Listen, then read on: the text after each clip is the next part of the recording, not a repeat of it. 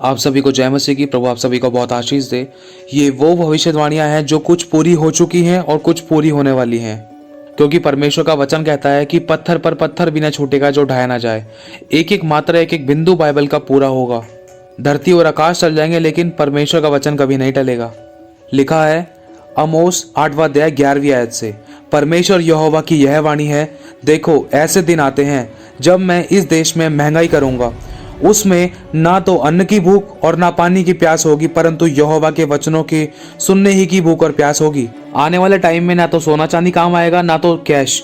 इस बात का ध्यान रखना, क्योंकि प्रकाशित वाक्य 13वां अध्याय उसकी 16वीं आयत बताती है, उसने छोटे बड़े धनी कंगाल स्वतंत्र दास सबके दाहिने हाथ या उनके माथे पर एक एक छाप करा दी। यहाँ पर हर एक व्यक्ति के बारे में बात हुई है। इस बात का ध्यान रखना, चाहे धनी हो चाहे कंगाल हो, चाहे छोटा हो चाहे बड़ा हो, कि उसको छोड़ जिस पर छाप अर्थात उस पशु का नाम या उसके नाम का अंक हो, अन्य कोई लेन देन ना कर सके। मतलब उस छाप के बगैर कोई भी ना तो लेन देन कर सकता और ना ही कुछ करवा सकता और ना ही कोई अपनी इच्छा के अनुसार कुछ कर सकता। और लिखा है कि ज्ञान इसी में है, जिसे बुद्धि हो वह इस पशु का अंक जोड़ ले, क्योंकि वह मनुष्य का अंक है और उसका अंक 666 है। यहाँ पर साफ बता दिया है अन्य कोई लेन देन ना कर सके। अन्य कोई लेन देन मतलब कोई भी व्यक्ति किसी प्रकार का लेन देन नहीं कर सकेगा, क्योंकि ये बाइबल बताती है। ना तो यहाँ पर पैसा काम आएगा ना ही सोना चांदी, सब कुछ कैशलेस। और जिसने पवित्र बाइबल की भविष्यवाणियों को, परमेश्वर के वचन को, यीशु के आगमन को और 7 साल के महाकलेश को और अंत के टाइम को जान लिया, तो वो व्यक्ति मन फिराकर परमेश्वर की ओर फिरेगा, सब कुछ त्याग कर। क्योंकि लिखा है कि देखो ऐसे दिन आते हैं जब मैं इस देश में महंगाई करूंगा, उसमें ना तो अन्न की भूख होगी और ना पानी की प्यास होगी, परंतु यहोवा के वचनों के सुनने ही की भूख और प्यास होगी। लोग यहोवा के वचन की खोज में समुद्र से समुद्र तक और उत्तर से पूरब तक मारे मारे फिरेंगे, परंतु उसको ना पाएंगे। मतलब जिनकी आत्मिक आंखें खुल जाएंगी और जो परमेश्वर के वचन की भूख और प्यास में रहेंगे, वो खुदावन के वचन को ढूंढेंगे, समुद्र से समुद्र तक, कोने कोने तक ढूंढेंगे। चाहे कुछ भी हो जाए, हमें परमेश्वर का वचन चाहिए, हमें अनंत काल का जीवन चाहिए, हमें नाश नहीं होना, हमें नष्ट नहीं होना, हमें अधोलोक में नरक में नहीं जाना, हमें अनंत काल की पीड़ाएं नहीं सहनी। तो वो वचन की ओर फिरेंगे, परमेश्वर के वचन को ढूंढेंगे। और आपको मालूम होगा एसाव के बारे में कि एसाव ने मन फिराना चाहा, लेकिन फिर भी उसको मन फिराव का अवसर नहीं मिला। बहुत रोने कलपने और दुख उठाने के बाद भी उसको मन फिराव का अवसर नहीं मिला।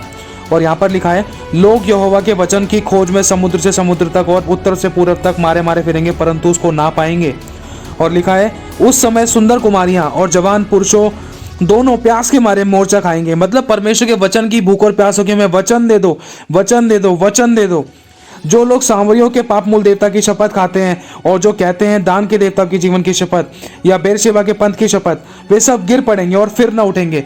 मतलब जिन्होंने दूसरे अन्य देवी देवताओं की ओर अपना मन फिराया और जिन्होंने दूसरे अन्य देवी देवताओं की ओर अपनी जीवन और अपना सारा जीवन उनकी शरण में बिता दिया और परमेश्वर की ओर अपनी पीठ करी है और परमेश्वर को पहला स्थान नहीं दिया और सच्चे ईश्वर की ओर मन जाकर नहीं फिराया और अपने पापों से तौबा नहीं करी, वरन पाप में ही डूबे रहे, व्यभिचार में पड़े रहे और अपने सच्चे परमेश्वर को छोड़कर उनको दंडवत किया, उन देवी देवताओं ईश्वरों के आगे घुटने टिकाए जो उनको बचा ना सके। क्योंकि यहाँ पर लिखा है यिर्मयाह 2 अध्याय और 27 से लेकर 28वीं आयत में, वे काठ से कहते हैं तू मेरा बाप है और पत्थर से कहते हैं तूने मुझे जन्म दिया है। इस प्रकार उन्होंने मेरी ओर मुंह नहीं पीठ ही फेरी है, परंतु विपत्ति के समय वे कहते हैं उठकर हमें बचा। मतलब ये लोग वो हैं जिन्होंने देव देवताओं ईश्वरों की अपने खुद के ईश्वर बना लिए और अपने आप को ईश्वर कहने लग गए, या जिन्होंने सच्चे परमेश्वर की उपासना नहीं की, जिन्होंने सच्चे परमेश्वर यीशु मसीह परमेश्वर पिता के आगे घुटने नहीं टिकाए और जिन्होंने यीशु को अपना परमेश्वर नहीं माना, जिन्होंने परमेश्वर से प्रेम नहीं किया, जिन्होंने परमेश्वर के वचन के अनुसार चलने का निश्चय नहीं किया, ये वो लोग हैं। और लिखा है परमेश्वर इनसे कह रहा है कि वे काठ से कहते हैं, लक्कड़ पत्थर मूर्ति से कहते हैं ये लोग कि तू मेरा बाप है और सच्चे परमेश्वर को नहीं पूछते हैं। और लिखा है और पत्थर से कहते हैं कि तूने मुझे जन्म दिया है। तुमने अपने हाथों से बनाई हुई आकृतियों को, चित्रकारियों को ही अपना माता पिता बनाया है और तुमने मुझे अपना परमेश्वर नहीं माना, तो मैं तुम्हारी मदद कैसे कर सकता हूँ? क्योंकि तुमने तो मेरी तरफ पीठ ही फेरी है, तुमने अपना मुंह उन देवताओं की तरफ कर रखा है जिनको तुमने अपने हाथों से बनाया है, तो वो उठकर तुम्हें बचाते क्यों नहीं है? एक बार फिर से पढ़ देता हूँ। लिखा है आमोस 8वां अध्याय उसकी 13वीं आयत में, उस समय सुंदर कुमारियां और जवान पुरुष दोनों प्यास के मारे मोर्चा खाएंगे। जो लोग सामरिया के पापमूल देवता की शपथ खाते हैं या मतलब किसी भी देवी देवता की शपथ खाते हैं या अपने देवी देवताओं को उन्होंने बना रखा है कि यही मेरा माँ बाप है, इसी देवी देवता ने मुझे जन्म दिया है, तो उनके विषय में वचन कहता है कि और बेरशेबा के पंथ की शपथ, वे सब के सब गिर पड़ेंगे और फिर ना उठेंगे। और लिखा है आमोस 9वां अध्याय 1 आयत में, मैंने प्रभु को वेदी के ऊपर खड़ा हुआ देखा और कहा, खंबे की कंगनियों पर मार जिससे डेवड़ियां हिले, और उनको सब लोगों के सिर पर गिराकर टुकड़े टुकड़े कर, और जो नष्ट होने से बचे उन्हें मैं तलवार से घात करूंगा, उनमें से एक भी ना भागने निकले, और जो अपने को बचाए वह बचने ना पाएगा, क्योंकि चाहे वे खोदकर अधोलोक में उतर जाएं तो वहां से मैं हाथ बढ़ाकर उन्हें लाऊंगा। मतलब परमेश्वर कह रहा है कि चाहे कोई भी व्यक्ति अपने आप को धरती के अंदर भी छुपा ले जाए, कितनी गहराई में चले जाए, तब भी मैं उसको वहां से हाथ बढ़ाकर लेकर आऊंगा। आपको मालूम होगा, आपने कई सारी वीडियोस, न्यूज और फोटोज देखी होंगी और सुनी भी होंगी, जिसमें कि आपको बताया गया होगा कि लोगों ने अपने आप को सुरक्षित रखने के लिए जमीन के अंदर घर बनाए हैं और शोरूम बनाए हैं और हर प्रकार की फैसिलिटी जमीन के नीचे गहराई में तैयार की है कि आने वाले समय में अगर किसी प्रकार की कोई भी विपत्ति किसी पर आ पड़ी तो उससे वो बच सके, चाहे वो तूफान हो, चाहे आंधी हो, चाहे बारिश हो, चाहे किसी प्रकार का कोई भूकंप हो, चाहे किसी प्रकार की कोई भी बमबारी हो, या परमाणु हथियार का कोई टेस्ट हो, चाहे किसी भी प्रकार का कोई हथियार या अटैक हो, जिससे कि वो बच सके। तो अपने आप को सुरक्षित और सेफ रखने के लिए धरती के नीचे अपने लिए एक घर बनाए हैं जिसमें वो सुरक्षित रह सके। और इंसान ये नहीं जानता है कि उसके विचारों, उसके दिमाग ने उसको धोखा दिया है। जिसने हमें आंखें दी है, क्या वो नहीं देखता? इंसान सोचता है कि धरती के नीचे हमें कोई नहीं देख पाएगा, कोई नहीं ढूंढ पाएगा, कोई हम पर हथियार किसी प्रकार का कोई लागू नहीं हो पाएगा। लेकिन परमेश्वर का वचन कहता है, जो हमारे अंत को आदि से जानता है वो हमें अधोलोक से भी, गहराई में से भी निकाल ले आएगा, वरन मारे मारे और भागे भागे फिरेंगे। और लिखा है, चाहे वे आकाश पर चढ़ जाएं तो वहां से मैं उन्हें उतार लाऊंगा, चाहे वे करमेल में छिप जाएं परंतु वहां भी मैं उन्हें ढूंढ ढूंढ कर पकड़ लूंगा, चाहे वे समुद्र की थाह में मेरी दृष्टि से ओट हों वहां भी मैं सर्प को उन्हें डसने की आज्ञा दूंगा।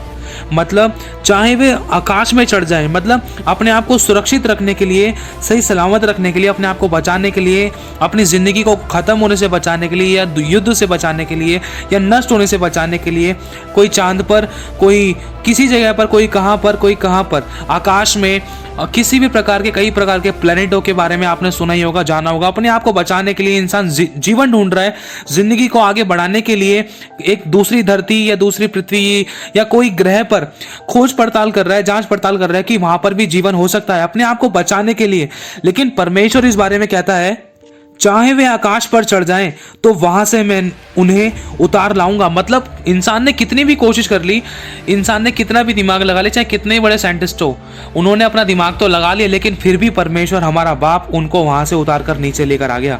और लिखा है, चाहे वे करमेल में छिप जाएं परंतु वहां भी मैं उन्हें ढूंढ ढूंढ कर पकड़ लूंगा, चाहे वे समुद्र की थाह में मेरी दृष्टि से ओट हो वहां भी मैं सर्प को उन्हें डसने की आज्ञा दूंगा। मतलब ऊपर भी मौत, नीचे भी मौत, और परमेश्वर के हाथ से कोई छुड़ा नहीं सकता, क्योंकि उसका वचन कहता है कि जीवित परमेश्वर के हाथों में पड़ना बड़ी भयानक बात है। क्या ये भविष्यवाणियां पूरी नहीं हुई? क्या आगे नहीं होंगी? और लिखा है ओबद्याह 1 अध्याय 3 आयत से, हे पहाड़ों की दरारों में बसने वाले, हे ऊंचे स्थान में रहने वाले, तेरे अभिमान ने तुझे धोखा दिया है। तू मन में कहता है, कौन मुझे भूमि पर उतार देगा? मतलब परमेश्वर कह रहा है उन लोगों से जो पहाड़ों की दरारों में मतलब बस चुके हैं, जिन्होंने अपने आप को बहुत बड़ी बड़ी सुपरनेचुरल प्रोडक्शन में छुपा रखा है, और जिन्होंने अपने आप को धरती के नीचे और कई प्रकार की बुलेट प्रूफ सिक्योरिटी के अंदर अपने आप को सुरक्षित रखा है, उन सभी से परमेश्वर का वचन कहता है कि तेरे अभिमान ने तुझे धोखा दिया है। मतलब मनुष्य का मन इंसान को धोखा देता है।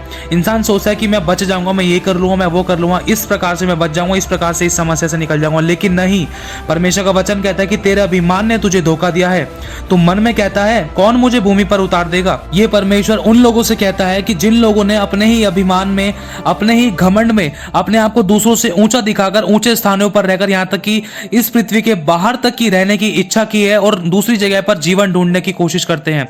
लिखा है, परंतु चाहे तू उकाब के समान ऊंचा उड़ता हो, वरन तारागण के बीच अपना घोंसला बनाए हो। मतलब परमेश्वर उनसे कहता है जिन लोगों ने टेक्नोलॉजी का इस्तेमाल करके, अपना दिमाग लगाकर इस धरती को छोड़कर किसी दूसरे ग्रह पर, किसी दूसरे प्लेनेट पर, किसी दूसरी जगह पर अपने जीवन को व्यतीत करने की इच्छा रखी है, या ढूंढने की कोशिश करते हैं, या ढूंढने के लिए जाते हैं। तो परमेश्वर का वचन कहता है, लिखा है, परंतु चाहे तू उकाब के समान ऊंचा उड़ता हो वरन तारागण के बीच अपना घोंसला बनाए हुए हो, तो अभी मैं तुझे वहां से नीचे गिराऊंगा। यहोवा की यही वाणी है। अगर हमने अपनी आंखों देखी बातों पर भी विश्वास नहीं किया तो यह हमारे लिए बहुत बड़ी भूल होगी, क्योंकि परमेश्वर का एक एक वचन ताया हुआ है और उसका वचन पूरा जरूर होगा और होता भी है और हुआ भी है। और लिखा है प्रकाशित वाक्य 6 अध्याय 12वीं आयत में, ये अंत के दिनों के महाक्लेश के विषय में, जैसा कि लिखा है, जब उसने 6वीं मोहर खोली, ये मोहर प्रभु यीशु मसीह स्वयं खोल रहे हैं। लिखा है, तो मैंने देखा कि एक बड़ा भूकंप हुआ और सूर्य कंबल के समान काला और पूरा चंद्रमा लहू के समान हो गया। आकाश के तारे पृथ्वी पर ऐसे गिर पड़े जैसे बड़ी आंधी से हिलकर अंजीर के पेड़ में से कच्चे फल झड़ते हों। आकाश ऐसा सरक गया जैसा पत्र लपेटने से सरक जाता है, और हर एक पहाड़ और टापू और अपने स्थान से टल गया। तब पृथ्वी के राजा, मतलब हर प्रकार के राजा, कहने का मतलब जो धन में राजा है, जो बुद्धि में राजा है, जो शरीर प्राण और आत्मा में किसी प्रकार का कोई राजा है, अपने आप में जो घमंड करता है, मतलब हर प्रकार का राजा जो धन में राजा है, लिखा है, तब पृथ्वी के राजा और प्रधान और सरदार और धनवान और सामर्थी लोग और हर एक दास और हर एक स्वतंत्र पहाड़ों की खोहों में और चट्टानों में जा छिपे और पहाड़ों और चट्टानों से कहने लगे कि हम पर गिर पड़ो और हमें उसके मुंह से जो सिंहासन पर बैठा है। सिंहासन पर कौन बैठा है? वो परमेश्वर यहोवा बैठा है। और अपने मेमने के कि हम पर गिर पड़ो और हमें उसके मुंह से जो सिंहासन पर बैठा है। सिंहासन पर कौन बैठा है? परमेश्वर बैठा है। और मेमने के प्रकोप से छिपा लो, मतलब ऊपर आपने पढ़ाई होगा, लिखा है हम पर गिर पड़ो। जिसको इंसान ने अपनी प्रोडक्शन बनाया उसी से कह रहा है, उसी वस्तु से कह रहा है, उन्हीं पहाड़ों चट्टानों से, उन्हीं घर की गुफाओं से कह रहा है कि हम पर गिर पड़ो, हमको जल्दी से नाश कर दो, कहीं हमें वो परमेश्वर जो सिंहासन पर बैठा है वो हमें स्वयं अपने हाथों से, अपने मुंह की फूंक से और अपनी तलवार से, अपनी आग से नाश ना कर दे। आगे लिखा है, और हमें उसके मुंह से जो सिंहासन पर बैठा है और मेमने के प्रकोप से छिपा लो, क्योंकि उनके प्रकोप का भयानक दिन आ पहुंचा है। अब कौन ठहर सकता है? मतलब कहा जाता है कि अंत के दिनों में लोग मौत मांगेंगे लेकिन मौत नहीं मिलेगी। इसीलिए परमेश्वर हमें इस पवित्र बाइबल के द्वारा और अपनी चेतावनियों के द्वारा और पवित्र शास्त्र के, पवित्र बाइबल की आखिरी पुस्तक प्रकाशित वाक्य के द्वारा हमें यही चेतावनी देता है कि मन फिराओ, क्योंकि स्वर्ग का राज्य निकट है। लिखा है, अपने सच्चे परमेश्वर, जीवित परमेश्वर प्रभु यीशु मसीह की ओर फिरो और अपने पापों से तौबा करो और उस पर विश्वास करो और अनंत काल के जीवन की भूख और प्यास में लगे रहो। और दूसरा इतिहास 7वां अध्याय 14वीं आयत में लिखा है, तब यदि मेरी प्रजा के लोग जो मेरे कहलाते हैं दीन होकर प्रार्थना करें और मेरे दर्शन के खोजी होकर अपनी बुरी चाल से फिरें, तो मैं स्वर्ग से मैं सुनकर उनका पाप क्षमा करूंगा और उनके देश को ज्यों का त्यों कर डालूंगा। मतलब परमेश्वर हमें क्षमा करने के लिए तैयार है, लेकिन जब हम फिरेंगे ना तभी वो हमें क्षमा करेगा, क्योंकि ताली एक हाथ से नहीं बजती है। वो चाहता है पहले हमें मन फिराएं, हम पहले मन फिराएंगे तभी वो हमें क्षमा करेगा और हमारी प्रार्थना को सुनकर हमारे पाप क्षमा करके हमें नया जीवन बख्शेगा। और अगर हम अपने परमेश्वर की ओर फिरते हैं, पश्चाताप करते हैं, मन फिराते हैं, अपने सच्चे परमेश्वर को पुकारते हैं, तो उसका वचन आगे कहता है कि अब से जो प्रार्थना इस स्थान में की जाएगी उस पर मेरी आंखें लगी रहेंगी, खुली रहेंगी और मेरे कान उस पर लगे रहेंगे। ये सभी वचन आपको नीचे डिस्क्रिप्शन में मिल जाएंगे। तो प्रभु आप सभी को बहुत आशीष दे। आप सभी को जय मसीह की।